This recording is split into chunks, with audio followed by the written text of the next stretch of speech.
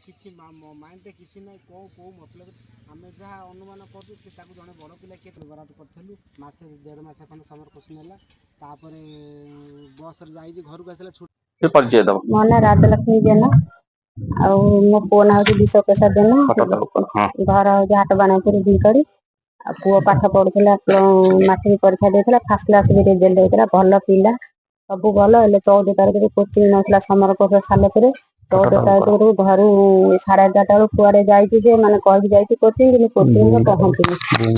କୁଆଡେ ଯାଇଛି କଣ କରୁଛି ସେ କଥା ତ ଆମେ କହିପାରିବୁନି ହେଲା 3-4 ଦିନ ହେଲାଣି ଆମେ ଖୋଜୁଛୁ କିନ୍ତୁ କିଛି ଖବର ପାଉନୁ ଆଉ ପିଲା ବି ସେମିତି ଖରାପ ନୁହଁ ଚୋରି ଡକାୟତ ଭଲ ମନ୍ଦ କିଛି ନୁହଁ କିନ୍ତୁ ପାଠ ପଢା ପାଇଁ ସେ କଣ ପାଇଁ ପଳେଇ ଯାଇଛି ଆମେ ଜାଣିନୁ ଆଉ ଏତିକି ଆମେ ମୋହନ ମାଝୀ ଆଉ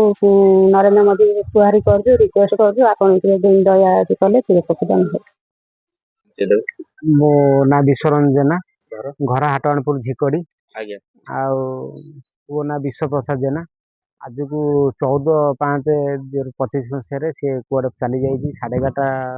ଟାଇମରେ ବସରେ ବାଲିଆ ଆମ ଘର ପାଖରୁ 4 କିଲୋମିଟର ବାଲିଆ ବଜାର ସେଇଠୁ ବସରେ ଯାଇଛି ଏପର୍ଯ୍ୟନ୍ତ ଆମେ ଖୋঁଜ ଖବର କିଛି ପାଇନି 15 ତାରିଖରେ କେନ୍ଦ୍ରାପଡ଼ା ସଦର ଥାନାରେ ମୁଁ ଏଫଆଇଆର ଦେଲି ଏଫଆଇଆର ଦେଲା ଫଳରେ ଏପର୍ଯ୍ୟନ୍ତ ମୁଁ ଖୋଁଜ ଖବର ବହୁତ ଜାଗା ବୁଲିନି ଚଣ୍ଡିଖୋଲ ପାଖରୁ ଆମର ପାଟକୁରା ଏରିଆ ଆଉ ବନ୍ଧୁବାନ୍ଧବ ସାଙ୍ଗସାଥି ବହୁତ ଜାଗାରେ ଖୋଁଜ ଖବର କଲେଣି କିଛି ତାର ପତା ମିଳୁନାହିଁ ଆଉ ସରକାର ଆମକୁ କିଛି ଏ ବାବଦରେ କିଛି ସହଯୋଗ କଲେ ମୋହନ ମାଝୀ ସରକାର ଆମକୁ ଯଦି କିଛି ସାହାଯ୍ୟ କରିବେ ଗୋଟେ ଖୁସି ହବୁ ଖାଇବା ପିଇବା ନାହିଁ ଏପର୍ଯ୍ୟନ୍ତ ଆମର କିଛି 4-5 ଦିନ ଖରା ଯୋଉ ହଉଛି ଗରମରେ ଆମେ 2ଟା ପୁଅ ଗୋଟେ ବଡ ପୁଅ ଘରେ ଅଛି ଆଉ ଏ ସାନ ପୁଅ ଆଉ ଖାଇବା ପିଇବା ନାହିଁ ଖରାରେ ଆମେ ସେମିତି ଆମେ ସ୍ୱାମୀ ସ୍ତ୍ରୀ 5-6 ଦିନ ଆମେ ବୁଲୁଛୁ ଆଜି ପର୍ଯ୍ୟନ୍ତ ଖରାରେ ସକାଳୁ ବାହାରିକି ଯାଉଛି ସନ୍ଧ୍ୟା ରାତି 10ଟା କେତେବେଳେ ହଉଛି ହିସାବ ନାହିଁ ଖରା ତାରା ଉପାସ ଲୋକ ଖାଲି ପାଣି ଟୋପା କୋଉଠି ଥଣ୍ଡା ପାଣି ଟୋପା ଏମିତି ପିଇକି ଆମେ ବଞ୍ଚିଛୁ ଏଇଭଳିଆ ଅବସ୍ଥା ଆମର କଣ କରିବା ଆପଣ ଟିକେ ସରକାରୀ